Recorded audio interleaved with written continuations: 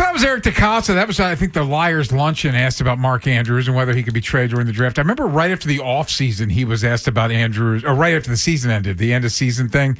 And he basically talked about Andrews almost as we would joke, like he felt like he's a Ring of Honor guy, like he was done. He was talking about an uncertain future there. Yeah. I mean, he didn't come anywhere close to saying, no, Mark Andrews is going to be on our team next year, let alone which would be this coming season. Sure. Let alone beyond that. But the one about a month or so prior, he talked about him like he was dead. Ring of Honor. He had multiple chances throughout the offseason to confirm, hey, Mark's under contract for the 2025 season. Whatever happens beyond that happens. But he did not come out definitively and say that Mark Andrews was going to be on this football team till after the draft. So before we get into all this, I do need to mention quickly Ravens on the practice field. Lamar Jackson not practicing again. No Travis Jones as well. So much for Lamar having a full practice week. He practiced limited yesterday.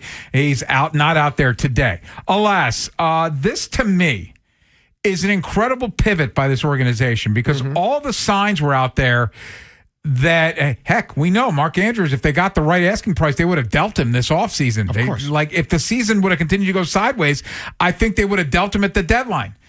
They were trying to sign Isaiah Likely to an extension. Yeah. And obviously did not get close on terms. Nope. And now have all of a sudden pivoted to a guy, and Mark has not had a great year, but nobody offensively had a great year. And we've talked about the fact that he does not show up in the playoffs. Alas, he is the all-time leading receiver. He's the all-time leader in catches. He led the NFL tight ends and touchdown catches a year ago. And they're rewarding a guy that in the regular season has been incredibly consistent for them. But it is a pivot. Well, I mean, they're essentially taking the $13 million like a guy like Oweh made this year and giving that to Mark Andrews next year. And I get it. Like, we've talked a lot because of the way this season has gone about looking big picture and what do they have to bank on and how big of an offseason this is going to be and how much work they have to do. And we've talked about an offense that went from last year beating you any way we want, whenever we want, to this year not really being able to find much of anything to depend on from week to week, personnel-wise, schematic-wise, all the above.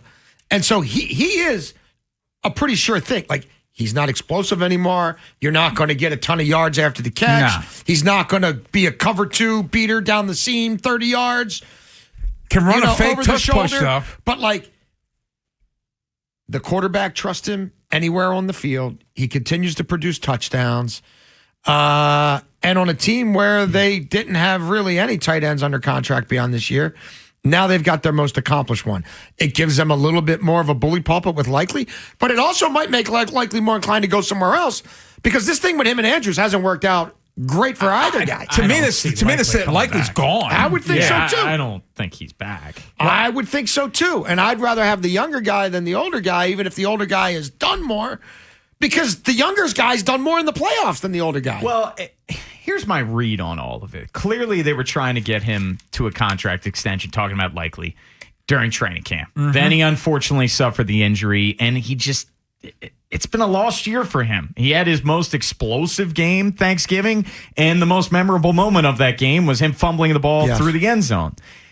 I don't know what Likely's price point is going to be. And I don't know how comfortable this organization feels paying him top dollar when the reality is he has not produced the stats, produced the numbers that you would want for a guy that's probably going to ask for top 5, top 3 tight end money. So it's a tricky negotiation with Likely. You're paying on projection where you pivoted clearly because you didn't feel comfortable going there with Likely, and you paid Andrews. Now, Andrews, everything you said, Ken, leader in catches, yards, touchdowns, receiving in this franchise's history. He's also Lamar's guy, and part of it, I wonder how much Lamar went to bat for him. When we were in the locker room following that Thanksgiving. I bet not at all. If he did, that's a problem. Yeah. You got it was a lasting. It was a lasting. Here's the crazy thing. It's my understanding. While Andrews has been Lamar's guy, Likely's his guy. Like It was a lasting moment Thanksgiving night being in that locker room, and Lamar's kind of got a little bit of 1,000 miles look. And Andrews goes over to him, and they have like this big embrace. They're talking for a while, and then Lamar ends up leaving. I think there's still a close relationship between I don't think those Lamar two has guys. anything to do with this. This is No, a I don't business either. decision. But you get involved in stuff like that. Now you're picking one guy's paycheck over another guy's paycheck. I'm not saying it's the overarching thing. I don't think he's got anything to do with it. Like, we got to put it on the people who make these decisions. Like, we can't, like, nah. There's a general manager and there's an owner, and they've got a budget, and they pay who they want to pay when they want to pay. That's what I'm saying. But I think Lamar and his relationship plays a little bit of a factor. If I'm Lamar, I'd rather have the young guy who can go win downfield when nobody on my team can win downfield than have the guy who drops balls in the end zone in the Super Bowl. I am a likely guy. I've been a likely guy since he came here.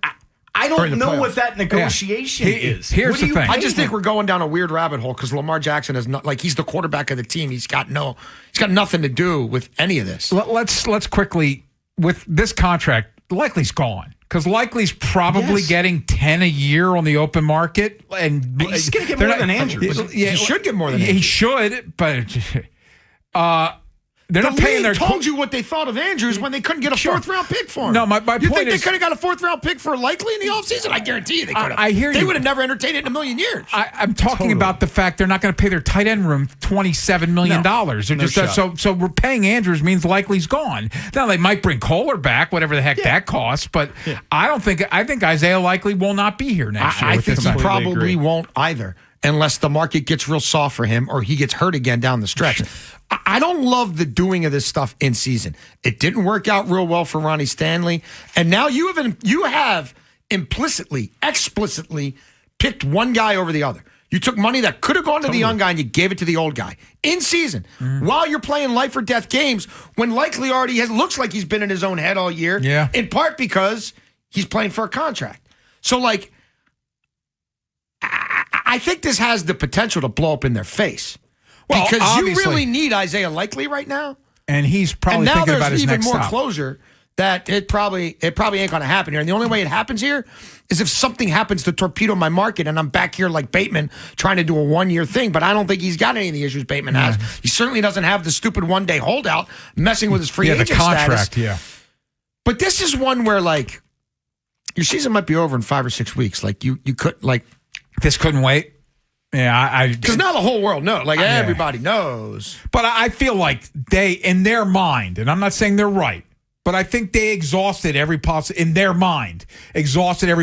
trying to get Isaiah Likely extended, and they felt like it was a dead end, and they said, "Okay, we're going to reward our guy." That was our guy that we were about to. And I would still say, why couldn't you reward your guy 5 minutes after the season ends? You absolutely could. Weird. It's very odd. Yeah. It's very odd. You could have a wink with him.